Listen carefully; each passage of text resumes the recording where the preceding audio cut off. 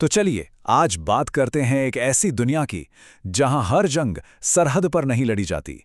जी हां, हम बात कर रहे हैं नीरज पांडे की 2015 की स्पाई थ्रिलर बेबी की। और आज हम इसके एक एक गुप्त ऑपरेशन की परतें खोलने वाले हैं। फिल्म की शुरुआत ही होती है इस दमदार लाइन से, और यही लाइन, यही एक सोच फिल्म की पूरी कहानी की नींव है। आज की लड़ाई वो पारंपरिक मैदानों पर नहीं बल्कि परछाइयों में लड़ी जाती है, जहां नियम तो जैसे हैं ही नहीं और दांव पर सब कुछ लगा होता है। तो सवाल ये है कि इन परछाइयों में, इन जंगों को लड़ता कौन है? यहीं पर कहानी में एंट्री होती है एक बेहद खास, एक टॉप सीक्रेट यूनिट की, जिसका कोड नेम था बेबी। एक ऐसी टीम जो सरकारी कागजों में कहीं थी ही नहीं। देखिए, ये कोई आम सरकारी एजेंसी नहीं थी। बेबी असल में एक एक्सपेरिमेंट था। एक ऐसी टीम जो सिर्फ 5 साल के लिए बनी थी, जिसका एक ही काम था, देश के दुश्मनों को उनके हमला करने से पहले ही दुनिया के किसी भी कोने से ढूंढ निकालना और खत्म कर देना। और इस टीम के नियम जितने सीधे उतने ही खतरनाक।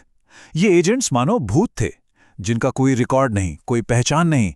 अगर पकड़े गए तो सरकार साफ मुकर जाएगी, कहेगी हम नहीं जानते ये कौन है। मतलब हर मिशन पर जान हथेली पर और कीमत चुकाने के लिए हमेशा तैयार। तो कहानी हमें ले चलती है बेबी यूनिट के आखिरी मिशन पर। इस्तांबुल में एक रूटीन ऑपरेशन होना था, लेकिन वो बहुत बुरी तरह से बिगड़ जाता है। और यहीं से शुरू होता है घटनाओं का एक ऐसा सिलसिला जो पूरे देश की किस्मत बदल सकता था। तो होता यह है कि इस्तांबुल में एक बागी एजेंट को पकड़ने का ऑपरेशन फेल हो जाता है। लेकिन जब उससे पूछताछ होती है तो एक बड़ी साजिश का पता चलता है। दिल्ली के एक मॉल में सीरियल ब्लास्ट की प्लानिंग। एजेंट अजय कुमार सिंह किसी तरह उस हमले को तो रोक लेता है, पर उसे यह समझ आ जाता है कि ये तो एक बहुत बड़ी तस्वीर का बस एक छोटा सा टुकड़ा है।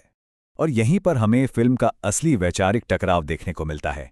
एक तरफ एजेंट अजय है जो कहता है धर्म के कॉलम में हम बोल्ड में इंडियन लिखते हैं, और दूसरी तरफ है आतंकी सोच जो कहती है धर्म के कॉलम में हम बोल्ड में मुस्लिम लिखते हैं। ये लड़ाई सिर्फ जमीन की नहीं, ये लड़ाई पहचान की है। चलिए अब देखते हैं कि कैसे ये टीम इस पूरी साजिश के पीछे के नेटवर्क की कड़ियों को जोड़ना शुरू करती है। और जैसे जैसे जांच आगे बढ़ती है, एक बहुत ही परेशान करने वाली हकीकत सामने आती है। खतरा सिर्फ बाहर से नहीं है। इस नेटवर्क का एक बड़ा हिस्सा, करीब 40% देश के ही नौजवान हैं जिन्हें बहकाया गया है। और यही बात इस दुश्मन को और भी ज्यादा खतरनाक बना देती है। टीम को एक बहुत बड़ा ब्रेक थ्रू तब मिलता है जब वो एक लैपटॉप से मिली जानकारी को डिकोड करते हैं। ये लोग आम बोलचाल के शब्दों का इस्तेमाल कोड की तरह कर रहे थे, जैसे सीडी का मतलब रिवॉल्वर और शाम का मतलब दिल्ली। और इस कोड को तोड़ते ही कई शहरों में होने वाले हमलों का पूरा प्लान सामने आ जाता है। इन कड़ियों को जोड़ते हुए टीम पहुंचती है वसीम तक। ये वो आदमी है जो इस नेटवर्क के लिए पैसा और नए लड़के जुटाता है, और वो नेपाल में छिपा बैठा है।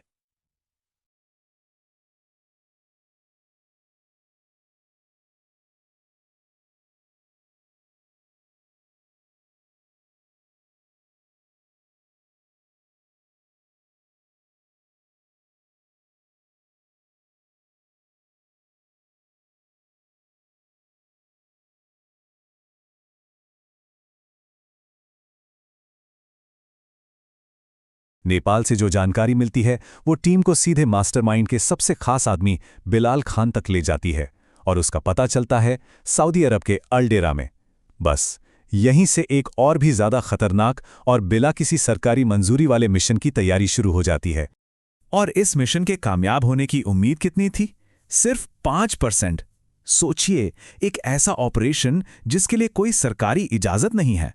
मतलब अगर कुछ भी गड़बड़ हुई तो कोई बचाने नहीं आएगा, और कामयाबी का चांस ना के बराबर। अब सवाल ये उठता है कि ऐसे हालात में किसी दूसरे देश में बिना किसी सपोर्ट के एक हाई वैल्यू टारगेट को कैसे पकड़ा जाए। ये एक लगभग नामुमकिन चुनौती थी, जिसके लिए एक बहुत ही हिम्मत वाला और सटीक प्लान चाहिए था। तो पहला प्लान एकदम सीधा था, एक क्लासिक ब्लैक ऑप्स हिट।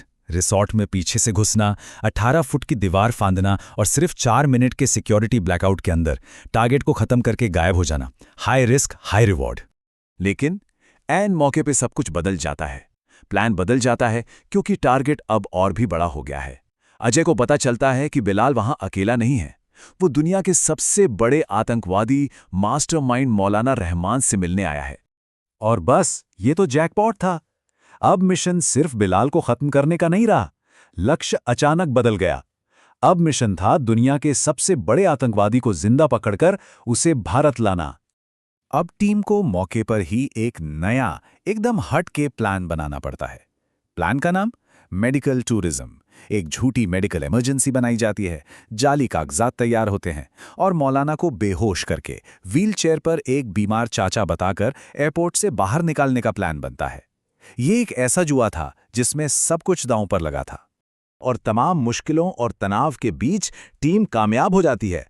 वो उस आतंकवादी को भारत ले आते हैं, लेकिन ये जीत एक बड़ी कीमत वसूलती है। और कहानी हमें दिखाती है कि इन गुमनाम हीरोज को अपनी इस ड्यूटी के लिए व्यक्तिगत तौर पर क्या-क्या चुकाना पड़ता है।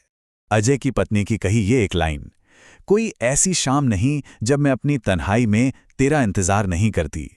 ये लाइन इन गुमनाम सिपाहियों के परिवारों के उस दर्द, उस इंतजार और उस खामोश बोझ को बयां कर देती है जिसे वो हर रोज सहते हैं।